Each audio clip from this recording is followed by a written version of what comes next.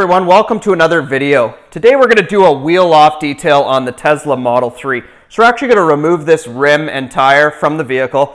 We're going to do a good clean of the brake caliper and the suspension components. We're going to clean out and polish the inner barrel of the wheel, and then we're going to finish that with a ceramic coating on the barrel. So with that, let's get started. First thing we need to do is we need to loosen the lug nuts on the wheel. I've got this lug nut adapter and a 13/16 inch wrench and a breaker bar. We're just going to crack all the lug nuts here to get them loose prior to jacking the car up in the air.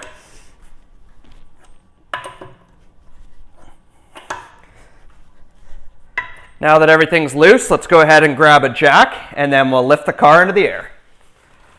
So the Tesla Model 3 actually uses a special jack adapter, and that's just because, remember, the bottom of the car is actually a giant battery. So you need one of these adapters as well as just a standard low profile hydraulic jack. This adapter is going to go on there and then we're able to lift it. Just under the front of the car, you're going to come up and you're going to see a hole there.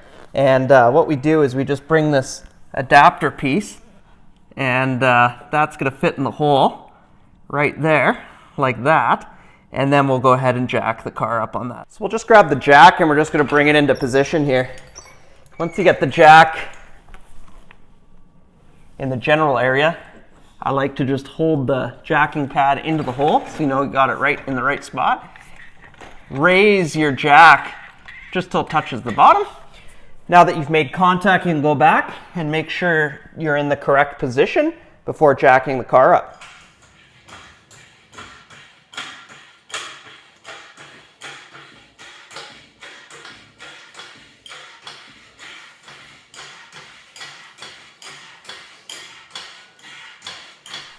So now the car's in the air. This jack here by Powerbuilt, it's actually a pretty neat jack in the fact that you don't have to use a jack stand. So it's got the jack stand built into it. You just use this locking bar and you can actually slide it through, and that'll mechanically lock the jack in case the hydraulics lose any pressure. So now that we got the car in the air, let's go ahead and remove the wheel. I'm just using a Makita 18-volt cordless impact driver with a 3/8 attachment to a socket here. And we'll just go ahead and remove the lug nuts from the wheel that we've previously cracked while it was on the ground. This is a really good time to get your lug nuts cleaned. After pulling them off here, I like to soak them in some all-purpose cleaner just while we go ahead and work on the wheel. And that way, when we're ready to put the wheel back on, the lug nuts are fully degreased. So let's go ahead and remove the wheel now. We'll carefully pull it off the rotor, and we're just going to set this aside. So in this video, we're going to focus mainly on the brake caliper, cleaning it up. I've got some P&S brake buster. It's going to clean up a lot of the brake dust off this caliper. We'll just coat it like that, and then we're going to go ahead and clean it up with our detail brush. Once everything's scrubbed, we'll just give it a rinse here with some water.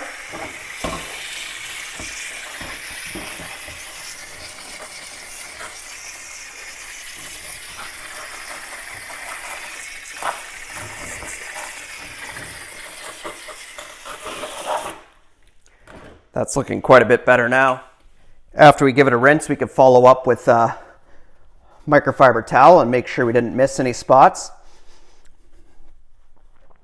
So we're just going to rinse off our wheel here outside and get a lot of this dirt and grime off the wheel. So we'll start with just giving it a little spray with some water, and we're going to follow that up with some degreaser on the wheel itself. We really want to make sure we focus in the barrel of the wheel because that's what we're going to be polishing before we put the wheel back on.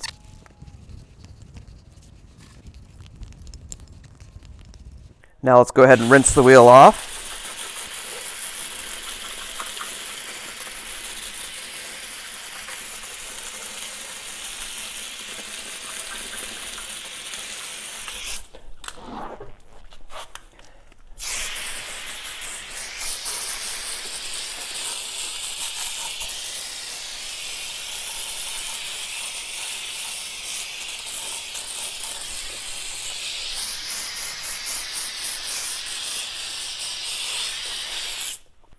Okay, now we're back inside with our wheel.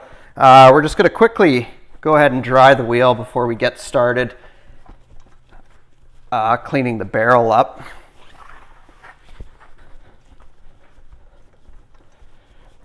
Won't focus too much on the faces of the wheel because we can clean those on the vehicle. Now that the barrel of our wheel is clean, we're ready to start addressing if there's any defects with it. A couple of these smaller scratch marks we're actually just going to polish out.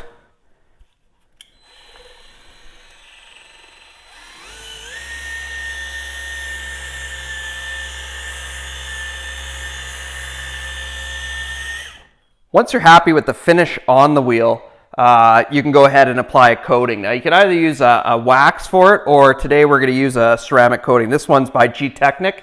It's a Crystal Serum Light, quite a popular ceramic coat, and we're going to see how it holds up on the wheels today.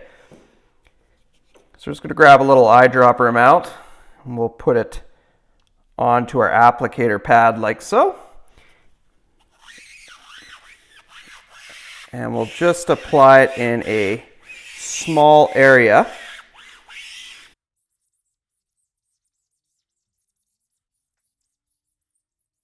That's about a quarter of the wheel there. Now we're going to wait till it flashes off till we have a slightly oily appearance, and then we're going to go ahead and wipe it off with our microfiber, and we're going to follow that up with another wipe off with another fresh microfiber towel.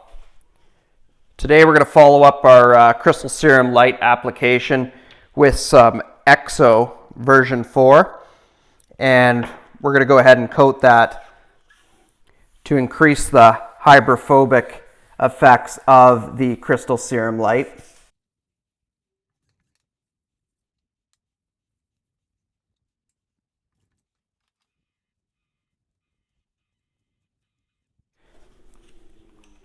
So now we're ready to reinstall the wheel onto the vehicle. So we're just going to lift the rim up onto the lug nuts here. And while we hold it on, we'll thread our lug nuts back onto the wheel.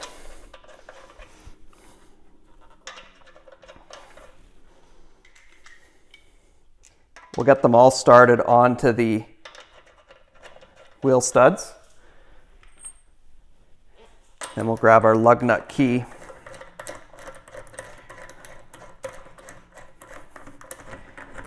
And we'll just snug up one of the lug nuts. This impact driver's got a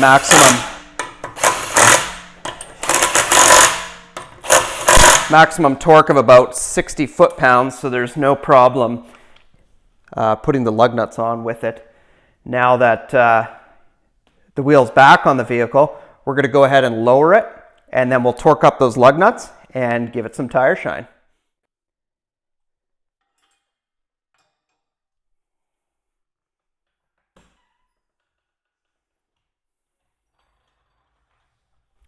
You want to look up the torque specs for the vehicle you're working on. So for the Tesla Model 3, the wheels are torqued to 129 foot-pounds, but always refer to the latest information from your manual. So now that we have the torque wrench set to 129 foot-pounds, we can go ahead and torque the wheels. We'll start with our lug nut key.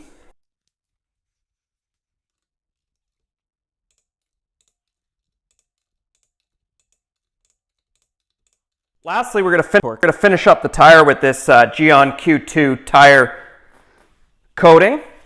This coating actually requires you to heat up the tire with a heat gun, and that exposes the pores in the rubber to allow this tire coating to actually take.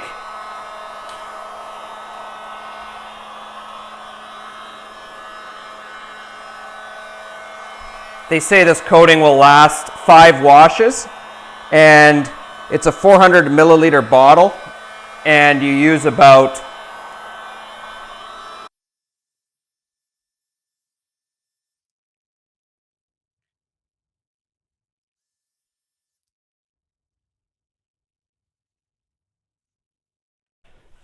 So there you have it, guys. We now have the wheel back on the car. The barrel's fully coated with a ceramic coating, and now we've got a coating on the tires. So that's it for the video today, guys. I hope you enjoyed the video. We've got the wheel installed back onto the Tesla. We've got the lug nuts torqued, and we finished off the tires with a Geon Q2 tire coating. If you enjoyed this video, please like the video and subscribe so I can continue making great content for you guys. If there's anything else you want to see or any tips and tricks you're wondering about, please post down below in the comments.